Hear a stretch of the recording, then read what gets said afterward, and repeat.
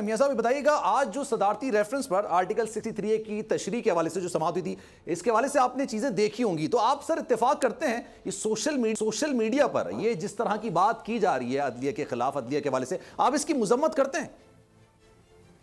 Ji of course, हमारी party की बिल्कुल भी ये लाइन नहीं है ना, लीडरशिप को बड़ी सख्ती से है कि अदारों के खिलाफ, फौज के खिलाफ और आला अदलिया के खिलाफ इस तरह का कोई प्रोपेगेंडा वो हमें नहीं करना।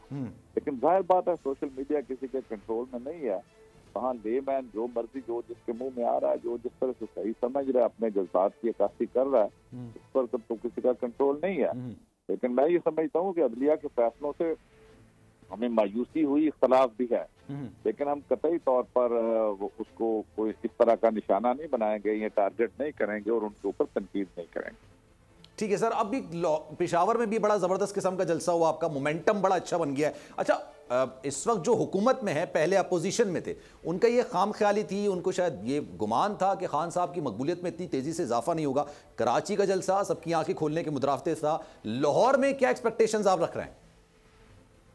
मेरा ख्याल है कि लाहौर की हिस्ट्री का भी सबसे बड़ा ये जलसा होगा।